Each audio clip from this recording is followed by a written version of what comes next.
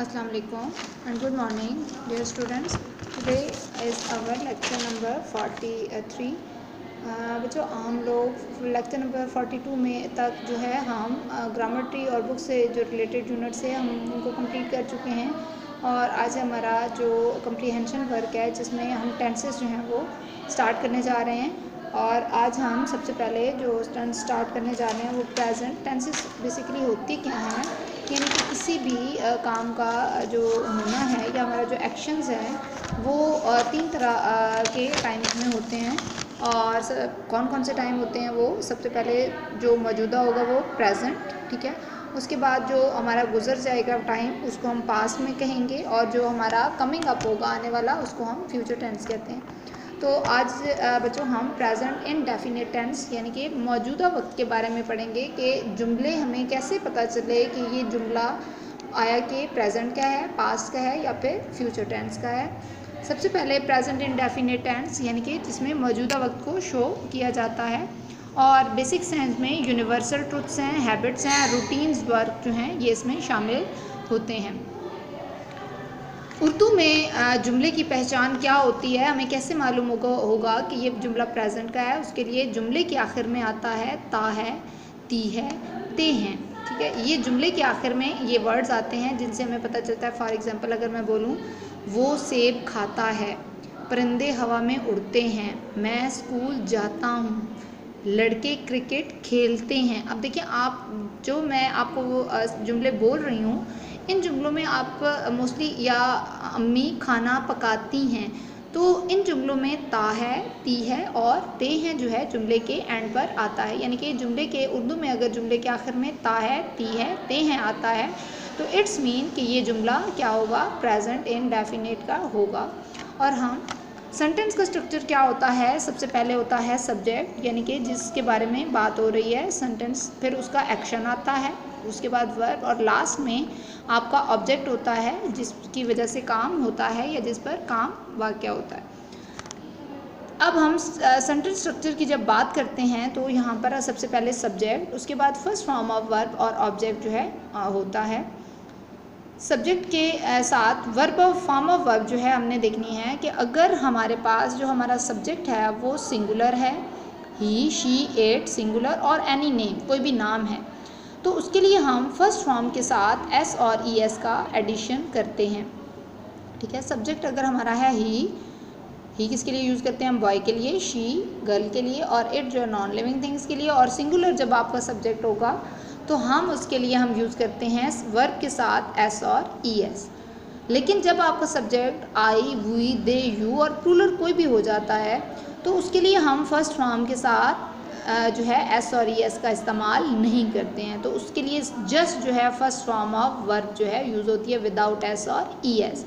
यानी कि जब आप ही, शी, इट एस और ई एस के साथ एडिशन होगा वर्ब की फॉर्म ऑफ वर्ब के साथ, जब आपका सब्जेक्ट क्या होगा ही, शी, इट और सिंगुलर और एनी नेम, ठीक है। इसी तरह हम सेंटेंसेस को नेगेटिव बनाने के लिए हम क्या करते हैं कि सब्जेक्ट जब आपका सिंगुलर होगा उसके साथ आप एस और ई एस का एडिशन करेंगे तो नेगेटिव बनाने के लिए आप क्या यूज़ करेंगे, डज नॉट यूज़ करेंगे जुमले में।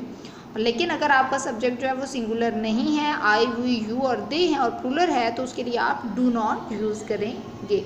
जब आप सेंटेंस के अंदर डज नॉट यूज़ करेंगे तो वर्ब की जो फर्स्ट फॉर्म के साथ एस और ई एस का एडिशन हो जाएगा वो दोनों रिमूव हो जाएंगे। आप यूँ समझ लें कि या आप यूँ माइंड में रख लें कि आप ये एस और ई एस जो है वो डू के साथ आके डज हो जाता है तो यहाँ से ये रिमूव हो जाएगा, वो सिंगल फॉर्म ऑफ वर्ब रह जाएगी।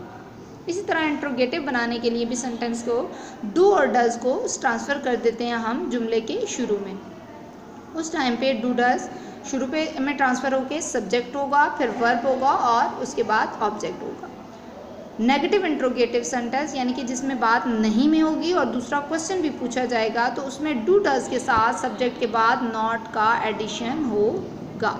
डू डज अगर यूज़ करेंगे, अगर सिंगुलर सब्जेक्ट होगा तो डज, अगर सिंगुलर नहीं है तो डू यूज़ करेंगे और उसके बाद सब्जेक्ट के बाद नॉट नेगेटिव की वजह से यूज़ हो जाएगा first form of verb and object. Sentence के अंदर अगर आप सारा जो है ये कॉपी वर्क होगा, आप साथ में लिखेंगे भी। अगर आप सेंटेंस जो है आप देखें, अली ख़त लिखता है, बात हो रही है यहाँ सब्जेक्ट कौन है, अली, ठीक है।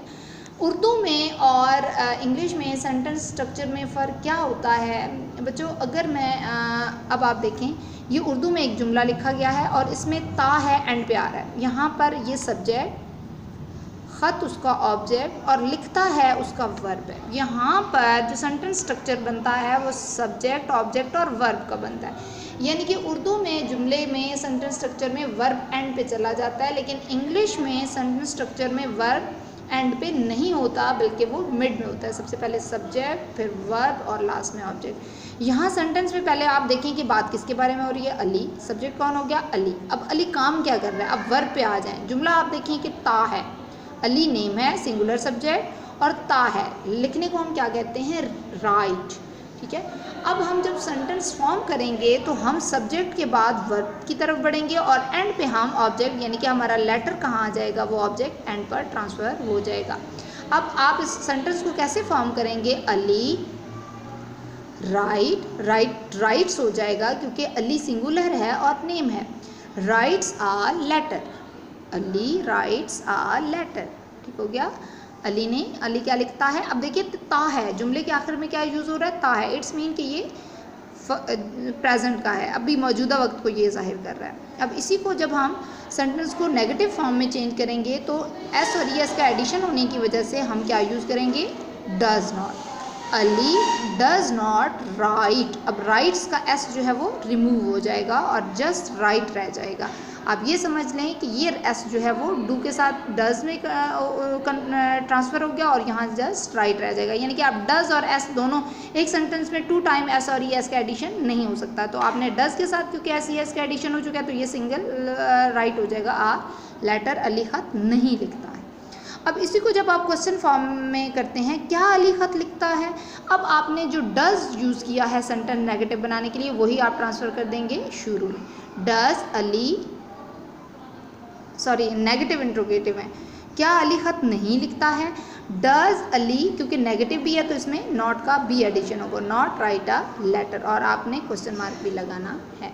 फिर आखिर में सिर्फ इंट्रोगेटिव है, क्या अली ख़त लिखता है, यहाँ नहीं जो है वो रिमूव हो गया है, क्या अली ख़त लिखता है। अब वही डज आपने सेंटेंस के शुरू में लगाया और सब्जेक्ट आपका Ali write a letter, object आपका ये हो जाएगा। तो does Ali write a letter, क्या अली ख़त लिखता है। अगले में आप देखें, बच्चे खेलते हैं। यहाँ सेंटेंस के अंदर सब्जेक्ट है आपका क्या, बच्चे, वर्ब आपका क्या है, खेलते हैं, और खेल जो है वो ऑब्जेक्ट है। अब sentence subject, verb and object की तरफ बढ़ेंगे। बच्चों को क्या कहेंगे, चिल्ड्रन। खेलने को क्या कहते हैं, प्ले। अब यहाँ प्लेज होगा नहीं, यहाँ प्लेज नहीं होगा क्योंकि बच्चे प्लूरल को शो कर रहे हैं सब्जेक्ट को, इसलिए चिल्ड्रन प्ले गेम्स, ठीक हो गया।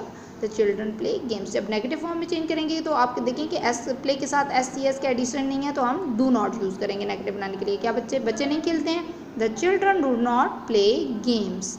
अब यहाँ डज यूज़ नहीं होगा, the children do not play games. इसी तरह क्या बच्चे खेलते हैं, कुछ इंट्रोगेटिव सेंटेंस में जब हम करेंगे तो अब आप इसको करेंगे कि डू, वही आपने डू को ट्रांसफ़र किया कहाँ पर, शुरू में, do the children play games और क्वेश्चन मार्क, क्या बच्चे खेलते हैं।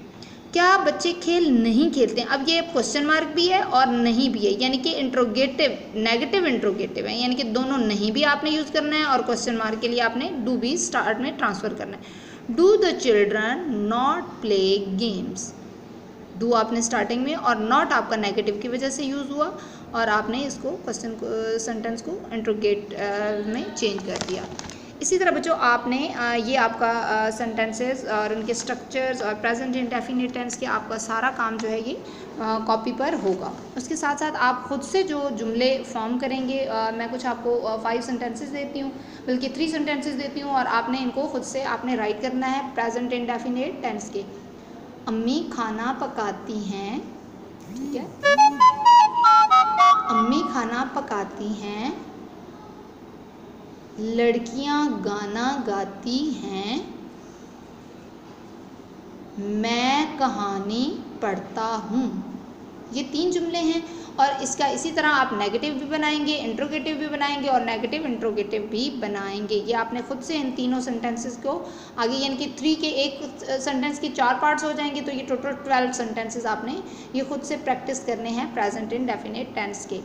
उम्मीद करती हूँ कि आज आपको प्रेजेंट इंडेफिनिट टेंस समझ में आ गया होगा और आप मज़ीद जब इसकी प्रैक्टिस करेंगे सेंटेंसेस की, और जुमलों के आखिर में आपका मस्ट जो है वो ता है, ती है, ते हैं आता है। अभी मैंने जो जुमले, अम्मी खाना पकाती हैं, लड़कियाँ गाना गाती हैं और मैं कहानी पढ़ता हूँ, ये तीनों जुमले आखिर में आप ता है, ती है, ते आ रहा है और आपने इनको प्रैक्टिस करके रखना है। नेगेटिव, इंट्रोगेटिव, सिंपल और उसके साथ साथ नेगेटिव इंट्रोगेटिव, ये आपने प्रैक्टिस भी करने हैं और ये आपका कॉपी वर्क है। Stay blessed. Allah Hafiz.